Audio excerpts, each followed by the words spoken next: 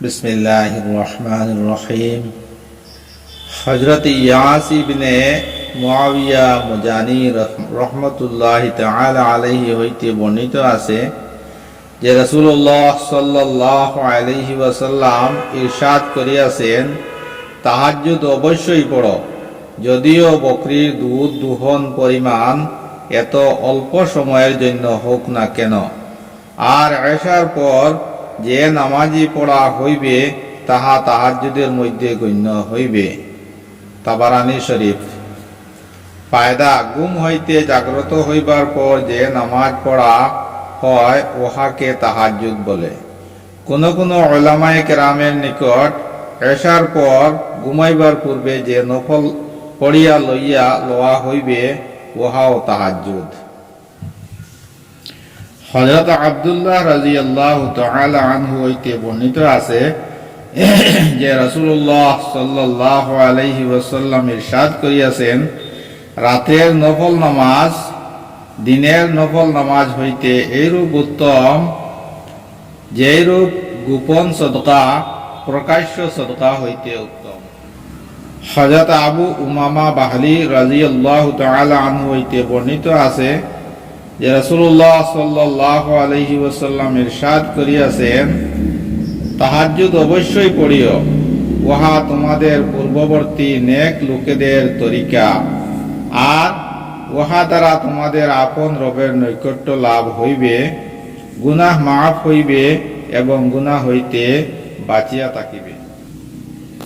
হযরত আবু দারদা রাদিয়াল্লাহু তাআলা আনহু হইতে বর্ণিত আছে যে নবী করিম সাল্লাল্লাহু আলাইহি ওয়াসাল্লাম ইরশাদ করিয়াছেন, তিন ব্যক্তি এমন আছে যাহাদিগকে আল্লাহ তাআলা মহব্বত করেন এবং তাহাদেরকে দেখিয়া অত্যন্ত খুশি হন। তন্মধ্যে একজন সেই ব্যক্তি যে জেহাদে আল্লাহর সন্তুষ্টি অর্জনের জন্য একাই লড়াই করিতে থাকে। যখন তাহার সমস্ত সাথী ময়দান ছাড়িয়া চলিয়া যায়, অতঃপর সে হয়তো শহীদ হইয়া যাইবে অথবা আল্লাহ তাআলা তাহাকে সাহায্য করিবেন এবং তাহাকে জয়যুক্ত করিবেন। আল্লাহ তাআলা ফেরেশতাদেরকে বলেন, আমার এই বান্দাকে দেখো, আমরা সন্তুষ্টি অর্জনের জন্য কিভাবে ময়দানে দৃঢ়পদ রহিয়াছে। আমার সন্তুষ্টি অর্জনের জন্য কিভাবে ময়দানে দৃঢ়পদ রহিয়াছে। দ্বিতীয় সেই ব্যক্তি যাহার পার্শ্বে সুন্দরী স্ত্রী রহিয়াছে এবং উত্তম ও নরম বিছানা রহিয়াছে, তথাপিও সে এইসব ছাড়িয়া তাহাজ্জুদে মশগুল হইয়া যায়। আল্লাহ তাআলা বলেন, দেখো নিজের খাহেশকে ত্যাগ করিতেছে আর আমাকে স্মরণ করিতেছে। ইচ্ছা করিলে সে ঘুমাইয়া থাকিতে পারিত। তৃতীয় সেই ব্যক্তি যে সফরে কাফেলার সহিত রহিয়াছে, কাফেলার লোকজন অধিক রাত্র জাগ্রত থাকিয়া ঘুমাইয়া পড়িয়াছে, আর এই ব্যক্তি মনের ইচ্ছায় অনিচ্ছায় সর্বাবস্থায় তাহাজ্জুদের জন্য উঠিয়া দাঁড়ায়। তাবারানী শরীফ, তারগীব শরীফ।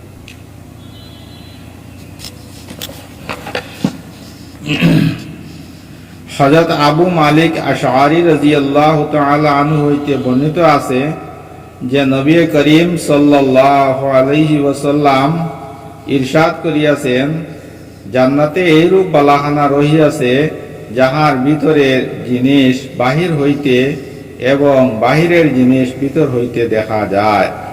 এই সকল বালাখানা আল্লাহ তাআলার ওই সকল লোকের জন্য প্রস্তুত করিয়াছেন যাহারা লোকদেরকে খানা খাওয়ায়, অধিক পরিমাণে সালাম প্রচার করে এবং রাত্রে এমন সময় নামাজ পড়ে যখন লোকেরা ঘুমাইয়া থাকে। হযরত সাহাল ইবনে সাআদ রাদিয়াল্লাহু তাআলা আনহু বলেন, হযরত জিবরাইল আলাইহিস সালাতু সালাম নবী করিম সাল্লাল্লাহু আলাইহি ওয়াসাল্লামের খেদমতে হাজির হইয়া আরজ করিলেন, হে মুহাম্মদ সাল্লাল্লাহু আলাইহি ওয়াসাল্লাম, আপনি যতদিনই জীবিত থাকুন না কেন একদিন মৃত্যু আসিবেই। আপনি যাহা ইচ্ছা আমল করুন, উহার বদলা বা বিনিময় আপনাকে দেওয়া হইবে। যাহাকে ইচ্ছা মহব্বত করুন, অবশেষে একদিন পৃথক হইতেই হইবে। জানিয়া রাখুন, মুমিনের বুজুর্গি তাহাজ্জুদ পড়ার মধ্যে, আর মুমিনের সম্মান লোকদের হইতে অমুখাপেক্ষী থাকার মধ্যে। হযরত আব্দুল্লাহ ইবনে আমর ইবনে আস রাদিয়াল্লাহু তাআলা আনহু বলেন, রাসূলুল্লাহ সাল্লাল্লাহু আলাইহি সাল্লাম আমাকে বলিয়াছেন, আব্দুল্লাহ, তুমি অমুকের মতো হইও না। সে রাত্রে তাহাজ্জুদ পড়িত, আবার তাহাজ্জুদ ছাড়িয়া দিল। অর্থাৎ কোন ওজর ব্যতীত নিজের দৈনন্দিনের দিনী আমলকে ছাড়িয়া দেওয়া ভালো নয়। হযরত মুত্তালিব ইবনে রাবিয়াহ রাদিয়াল্লাহু তাআলা আনহু বলেন, রাসূলুল্লাহ সাল্লাল্লাহু আলাইহি ওয়াসাল্লাম ইরশাদ করিয়াছেন, রাত্রের নামাজ 2 রাকাত করিয়া, অতএব তোমাদের কেহ নামাজ পড়িবে, তখন প্রতি 2 রাকাতের শেষে তাশাহুদ পড়িবে, অতঃপর দোয়ার মধ্যে মিনতি করিবে, বিনীত ভাব অবলম্বন করিবে, অসহায়তা ও অক্ষমতা প্রকাশ করিবে। যে এইরূপ করে নাই, তাহার নামাজ অসম্পূর্ণ রহিয়াছে। মুসনাদে আহমদ শরীফ। ফায়দা: তাশাহুদের পর দোয়া করা নামাজের মধ্যেও এবং সালামের পরও করা যাইতে পারে। হযরত হুযায়ফা ইবনে ইয়ামান রাদিয়াল্লাহু তাআলা আনহু বলেন, আমি এক রাত্রে নবী করিম সাল্লাল্লাহু আলাইহি ওয়াসাল্লামের নিকট দিয়া গেলাম। তিনি মদিনা মুনাওয়ারায় মসজিদে নামাজ পড়িতেছিলেন। আমিও তাহার পিছনে নামাজ পড়িতে দাঁড়াইয়া গেলাম। আমার ধারণা ছিল যে তিনি জানেন না যে আমি তাহার পিছনে নামাজ পড়িতেছি।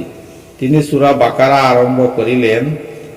আমি মনে মনে বলিলাম, হয়তো 100 আয়াতের পর রুকু করিবেন, কিন্তু তিনি যখন 100 আয়াত পড়িয়া রুকু করিলেন না, তখন ভাবিলাম 200 আয়াত পড়িয়া রুকু করিবেন, কিন্তু তিনি যখন 200 আয়াত পড়িয়া রুকু করিলেন না, তখন আমি ভাবিলাম হয়তো সূরা শেষ করিয়া রুকু করিবেন।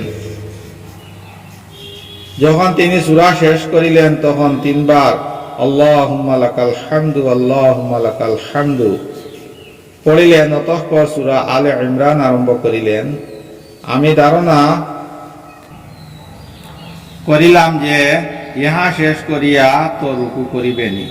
নবী করিম সাল্লাল্লাহু আলাইহি ওয়াসাল্লাম এই সূরা শেষ করিলেন, কিন্তু রুকু করিলেন না, বরং 3 বার আল্লাহুম্মা লাকাল হামদু পড়িলেন। অতঃপর সূরা মায়েদা আরম্ভ করিয়া দিলেন। সুতরাং তিনি সূরা মায়েদা শেষ করিয়া রুকু করিলেন। আমি তাহাকে রুকুতে সুবহান রাব্বিয়াল আযীম পড়িতে শুনিলাম, এবং তিনি নিজের ঠোঁট মুবারক নাড়িতেছিলেন, যাহাতে আমি বুঝিতে পারিলাম যে তিনি উহার সহিত আরো কিছু পড়িতেছেন। অতঃপর তিনি সেজদা করিলেন।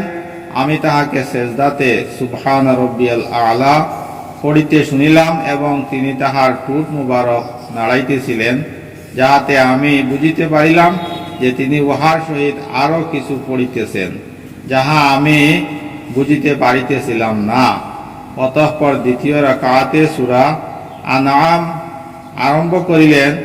আমি তাহাকে নামাজরত অবস্থায় ছাড়িয়া চলিয়া আসিলাম, কারণ আমি রাসূলুল্লাহ সাল্লাল্লাহু আলাইহি সাল্লামের সহিত আর নামাজ পড়িতে হিম্মত করিতে পারিলাম না। মুসান্নাফে আব্দুর রাজ্জাক।